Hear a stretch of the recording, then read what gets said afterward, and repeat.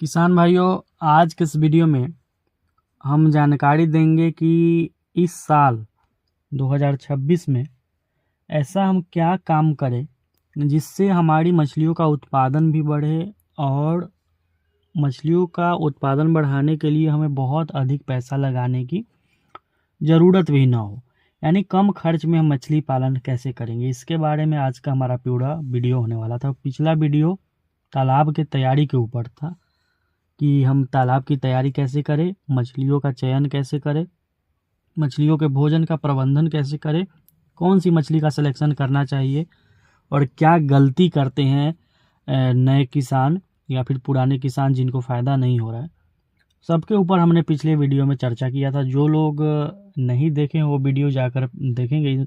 इस वीडियो से पिछला वीडियो है।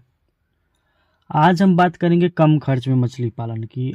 देखिए, हमारे देश में हर प्रकार के लोग हैं। कुछ लोग हैं जिनके पास पैसा अच्छा खासा है, कुछ लोग ऐसे हैं जिनके पास कम पैसा है, ज़मीन की कमी है, संसाधन की कमी है, लेकिन फिर भी वो चाहते हैं कि मछली पालन करें और करना भी चाहिए। मछली पालन एक बहुत अच्छा व्यवसाय है। तो आप मछली पालन कम खर्च में कर सकते हैं।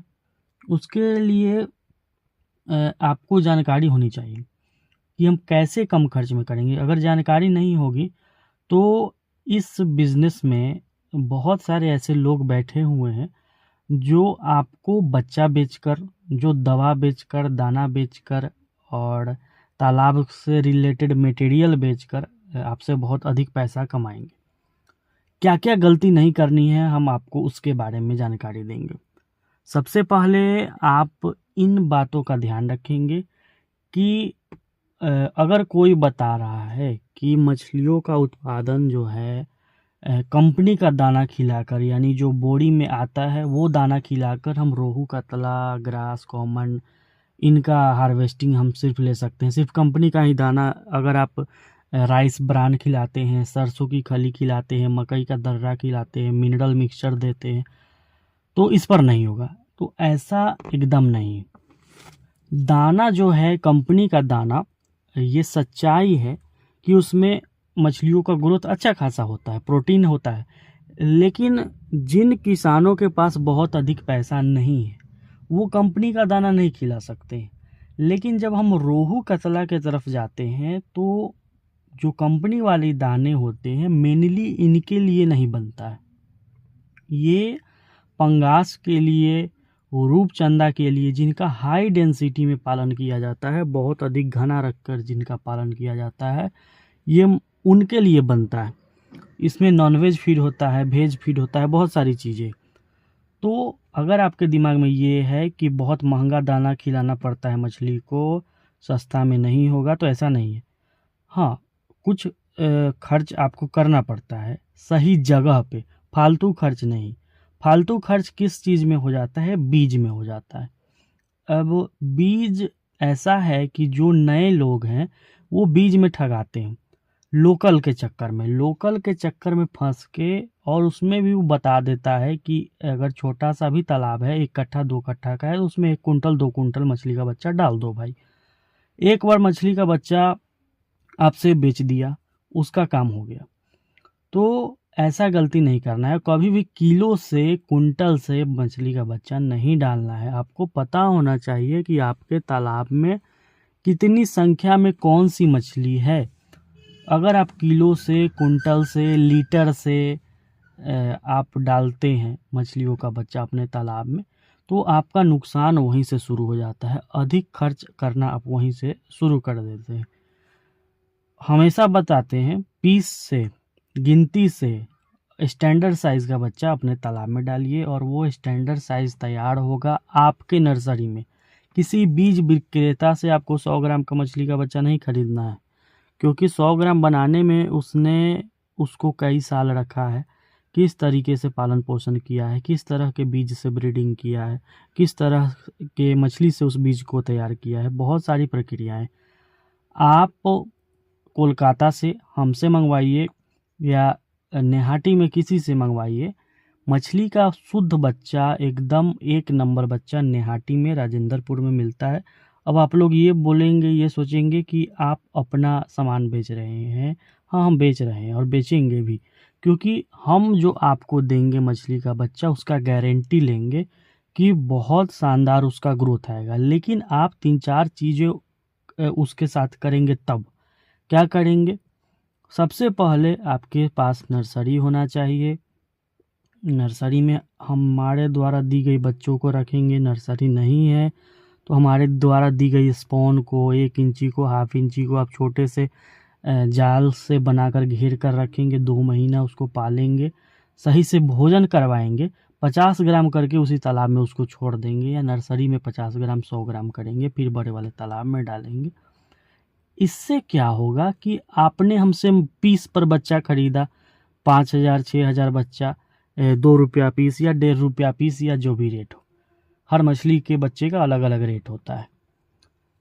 लेकिन यही मछली को अगर आप खरीदने जाइएगा किसी बीज विक्रेता से, 100 ग्राम का खरीदते हैं तो 1 कुंटल, 2 कुंटल, 3 कुंटल, और अगर 300 रुपया किलो दे देता है तो लगभग वो बच्चा आपका लाख रुपया का पड़ गया।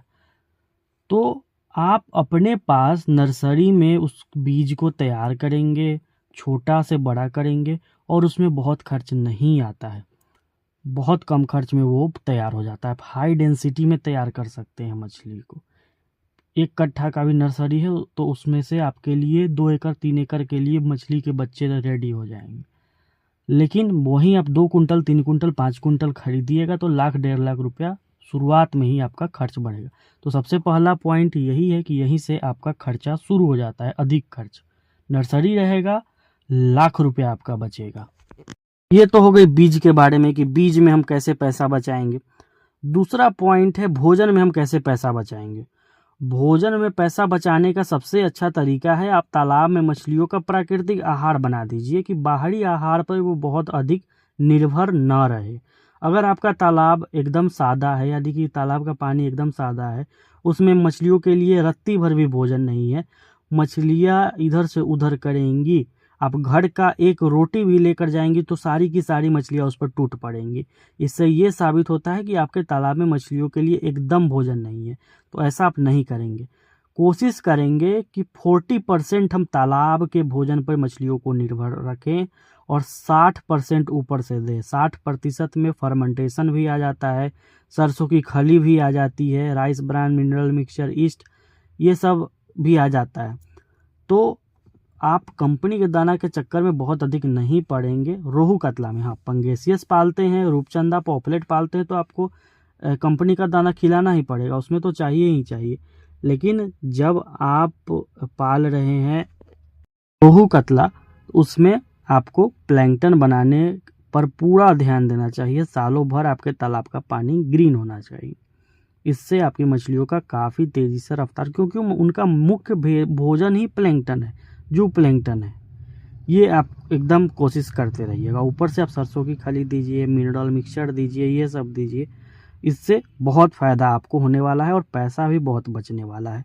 आप कितना भी कंपनी का दाना खिला लीजिए, कितना भी कुछ कर लीजिए, लेकिन जो ग्रास कार्प का ग्रोथ हरे चारा से होगा, हरा चारा घास से होगा, बरसीम से होगा, अजोला से होगा, डकवीट से होगा, गोभी का पत्ता से होगा, केला के पत्ता से होगा, खड़ से होगा, वो ग्रोथ दाने से नहीं होने वाला है ग्रास कार्प का।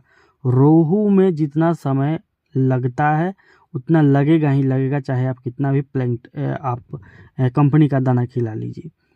प्लैंकटन के साथ करिए।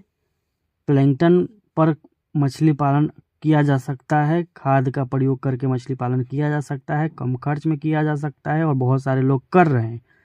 दाना फिर से हम बता रहे हैं कि पंगेसियस, रूपचंदा को देने के लिए है। अगर आप दाना देना भी चाहते हैं तो 10% दीजिए और 90% में आप 40% तो प्लैंकटन, 50% आप सरसों की खली और होममेड फीड जो ड्रम में तैयार होता है और बैग फीडिंग, 10% जिनको पैसा है अच्छा खासा, वो 10% IMC को दाना कंपनी का खिलाएंगे। और उसमें दाना में दिक्कत क्या है, कंपनी वाले दाने में जब आप रोहू कतला का पालन करते हैं तो उसमें का जो मुख्य मछली है कतला, वो दाना खाएगा नहीं। सिल्वर कार्प दाना खाएगा नहीं, बिग हेड दाना खाएगा नहीं। तो ये सारी परेशानियां हैं। लेकिन जब आप प्लैंकटन बना देते हैं तो तीनों लेयर में प्लैंकटन बन जाती है और दाना का खर्च भी है बहुत आधा हो जाता है।